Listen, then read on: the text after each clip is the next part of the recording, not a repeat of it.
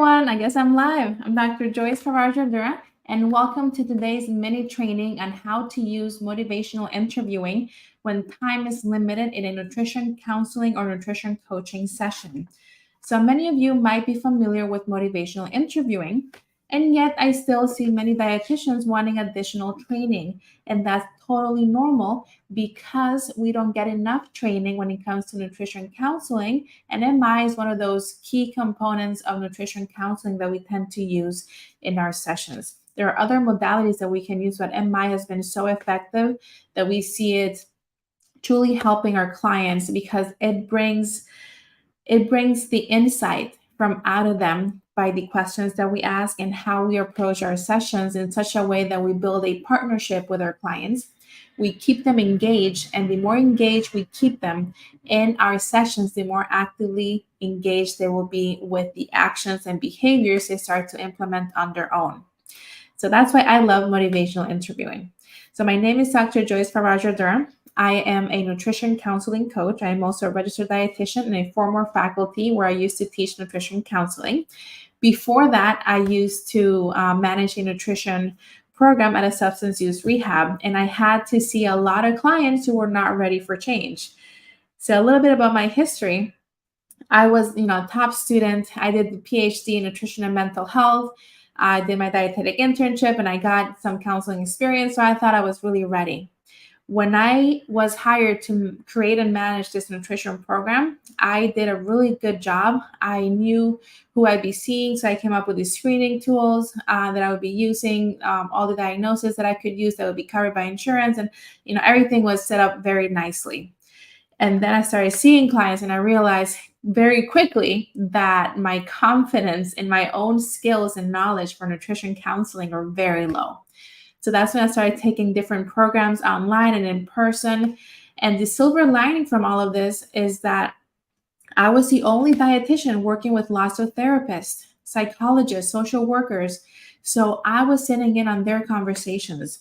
I was going to their supervision meetings and I was hearing how they talked about behavior change. And that got me more interested to learn more about behavior change, the science underlining why we do what we do as human beings and how we can support behavior change. That also led me to attend their workshops for therapists. And I learned a lot more about motivational interviewing to the level where I was pretty confident I could teach it. So then when I made the move to academia, I started teaching nutrition counseling. Actually, it was medical nutrition therapy with a heavy focus on nutrition counseling and everything that we did and we saw. So that led me to have more conversations with dietitians, and I realized that many other dietitians felt the way I felt at the beginning. I was lacking the confidence to really know how to support my clients when they were struggling with behavior change, when they were not ready for change. And also knowing that it wasn't my fault, that up until that point, the training I had received was not up to me. So it was not my fault that my training did not prepare me adequately for those moments. And I'm going to go ahead and say that even if the training is really good as a student, it's very different when you're a student and you're practicing with your peers, or when you're seeing clients with some supervision versus when you are on your own as the professional working in the field. And then it's up to you to know how to guide the conversations towards change. It's up to you to know how to support your clients when they're struggling with changing their behaviors, when they're seeing all these barriers ahead of them and they don't know how to overcome them. They don't feel their self-efficacy being very high. So that's where I come in.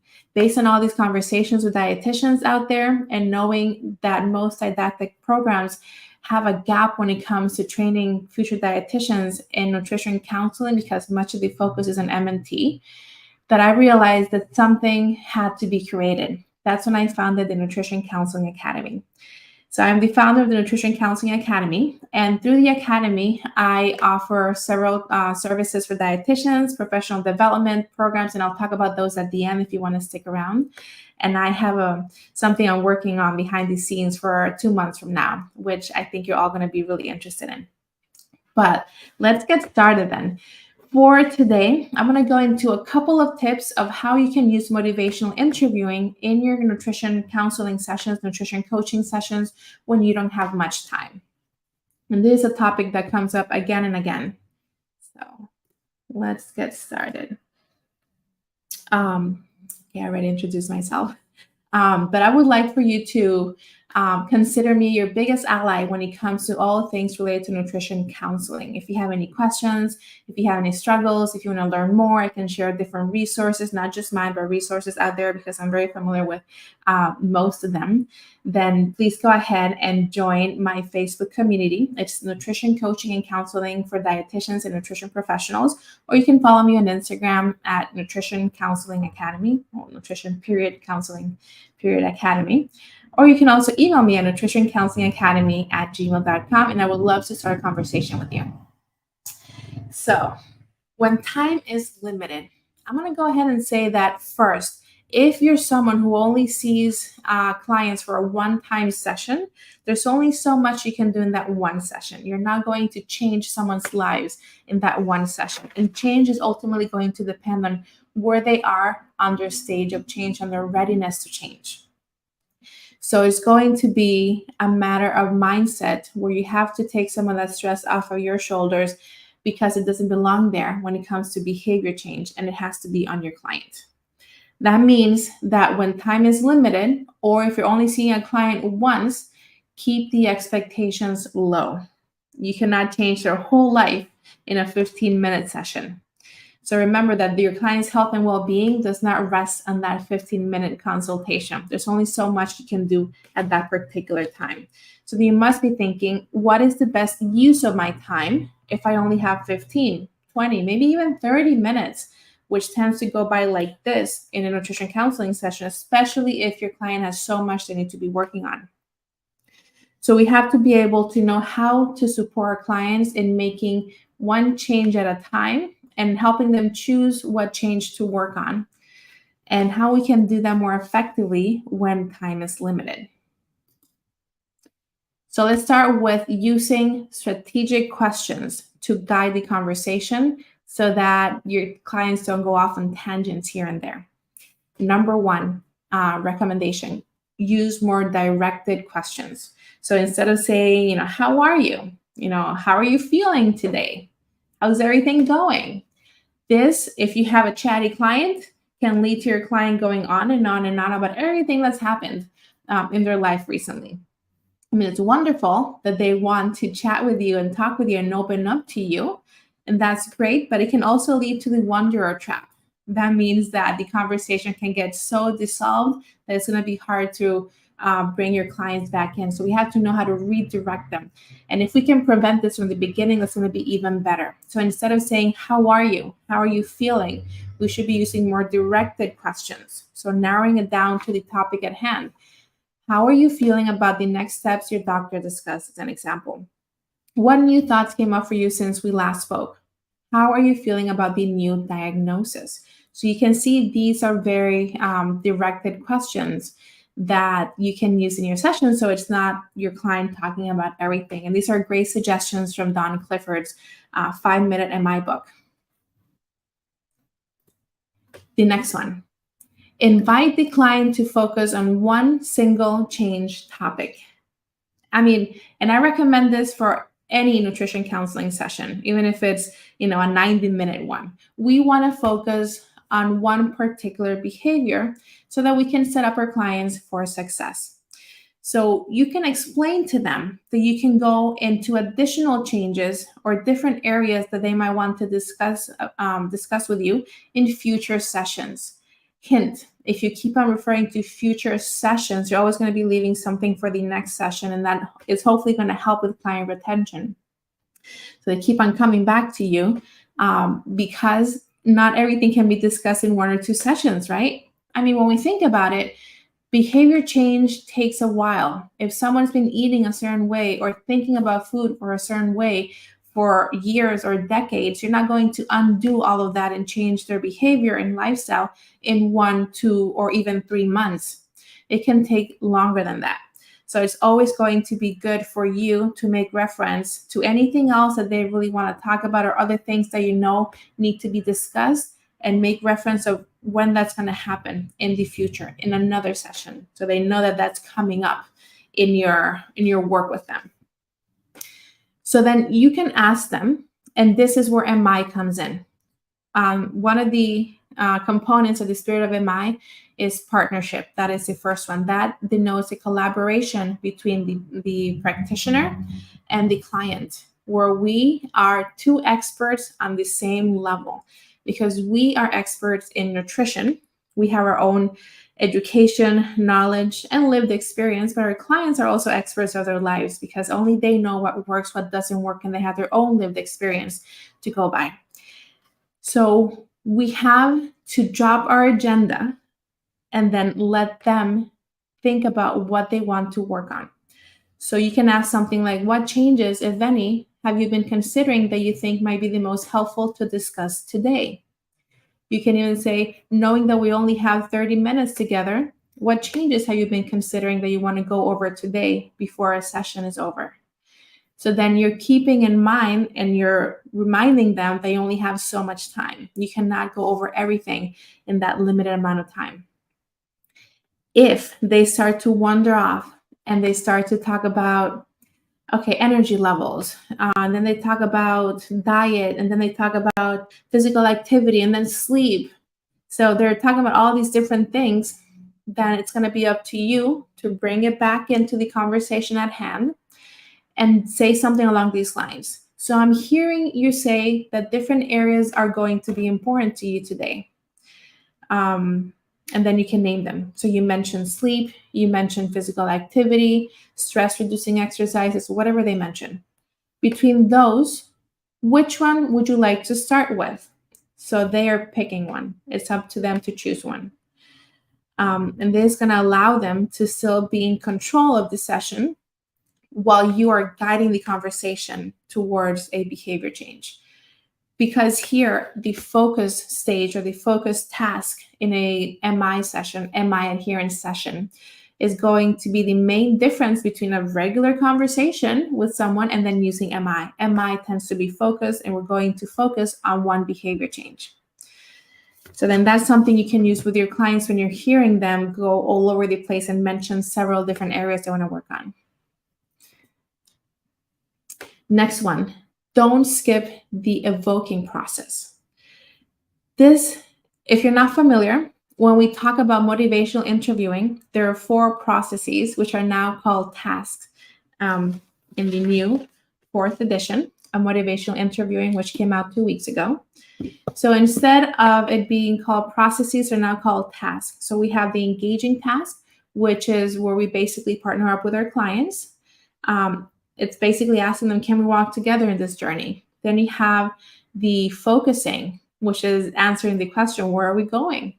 Then you have the evoking, why are we going there? And then we have the planning, which is the how are you going to get there? So the evoking task or the evoking conversation is where you're going to be asking questions strategically meant to bring out the client's desire for change. This is key. This part is also part of the the spirit of MI. Well, it used to be the evocation, now it's the empowerment. So when we consider motivational interviewing, we are going to be enhancing and cultivating your client's own intrinsic motivation. And we do that through this evoking process. So instead of going straight from the focus, great, we got to focus. It's going to be eating more fruits and vegetables. Instead of going from the focus straight to the planning, there is this one stage in between known as evoking. This is where we're going to be asking our clients why they want to make that change. Why is that change important to them? What would happen in their lives if they were successful with that change? How would they feel? What would that mean to them? So we're asking all these questions to get them thinking about their desired future self and what success would look like. I bet you no other healthcare practitioner has asked these questions of them. So when you're seeing that your client has chosen an area, we want to do a little bit of digging as to why that area of behavior change is important to them. Not only is it going to help you know how to guide the conversation to bring out more intrinsic motivation, but it's going to help them get some of the insight they might be lacking to remain committed with that behavior change. So they might need some time to think about this. If the time is limited, maybe just ask 1 or 2 questions. The ones that I have here are perfectly fine.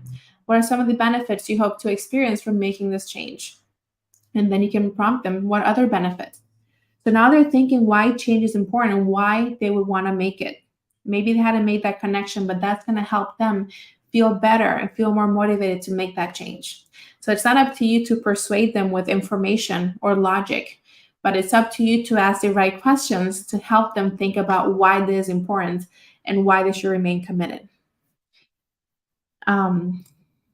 So that is the last tip that I had for you. But I do want to share some resources in case you want to learn more about motivational interviewing.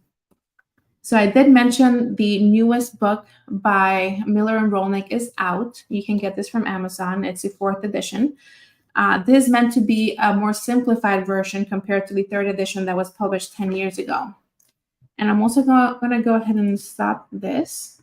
So you should still be able to see my screen. If you're someone who wants to enhance their own skills and level of knowledge when it comes to nutrition counseling for behavior change, I have a self-paced program I put together, and you can buy this anytime. You get unlimited access, and then you also get a workbook that goes along with it. So it's meant to have the modules and the workbook for you to work your way through it. But if you feel that you need that accountability, then I also offer a hybrid coaching program where you have the modules, you have the workbook, and you have the weekly accountability to help you not only watch the modules, do the workbook, but also help you implement this and practice in a supportive environment. So just to give you a little show what it is, 58 mini lessons. So it's module 1, Foundations of Counseling. Then you have module 2, Stages of Change, because if we don't know what interventions will be effective for our clients based on their stage of change, then what are we doing with MI? We also know that nutrition education can only take you so far. So you need to know the foundations for behavior change to be more effective at helping your client start, but also maintain those behavior change, those new habits. So I go into all the different, I guess I'm opening that up. I go into all the different interventions for each stage of change. And in addition to that, we start with MI. So what is MI? The different parts of the spirit of MI. I go into the guiding principles of motivational interviewing and how you can apply them in your sessions. Then I go into how to do MI. What are the micro skills you need to master to be able to put all the pieces together? And then it's followed by putting it all together. How do you engage, focus, evoke, and plan in an MI adherence manner? And then lastly, things that are very relevant if you're seeing clients. So how do you manage expectations? How do you identify and celebrate wins, especially when your clients are very frustrated when they're not seeing progress? How do you troubleshoot progress? Is it on you? Is it on the client? How do you hold your clients accountable using MI? And then I go into some of the really neat things that we're definitely not taught, like how do we deal with resistance and defensiveness with our clients? How can we prevent that? Is it on the practitioner or is it on the client? How to dismantle myths respectfully, how to deal with chatty clients, and how to refer out to mental health professionals. And I also have a mini bonus on Intro to CBT. So this is the self-paced, and you can always pair it up with the hybrid coaching. This one you can join anytime. Right now it's pending, but I requested 20 CEUs for dietitians for this particular self-paced program, and I requested 30 CEUs for the hybrid coaching program. So if there's something you're interested in, go ahead and send me a message. And I also wanted to go ahead and I want to stop the screen. so you can see my face. I want you to stay tuned because in November, I'm planning something big, something major that's going to be easily accessible to anyone who wants to really take their nutrition counseling level up. Yes, nutrition counseling to the next level. And this is going to be something that is not going to be just me. It's going to be me and a couple of other nutrition counseling experts that are going to, I can't say very much because it's not out yet, but it's going to be amazing. So if you're interested in learning more about this, go ahead and send me a message. And last but not least, I do this for those who want some support in a free manner. I have a bunch of these mini trainings either on my YouTube channel or on my Facebook community. I have more there because I started by just doing these in the Facebook community. So I have over 24 mini trainings just like this one. You can access them there in the guide section. Again, it's the nutrition coaching and counseling community for dietitians. So you can find that and then you can join. And if you go ahead and send me a message, I'll be happy to put together for you your path to developing your nutrition counseling skills. This is something that I do for those who really are interested in taking their skills to the next level, but they want to pace themselves. So I can guide them through what trainings would be beneficial to them, what books they might want to read if they're interested in doing it on their own. And then I can also share additional resources based on their interests. And this is something I do entirely free. It's just, a one pager I put together for you, and then I make a little video. So if that's something you want, go ahead and send me a message, totally free, just a way for me to be able to support you and see where you're at. So thank you so much for joining me, and I hope you find this helpful and you know how to reach me. Bye.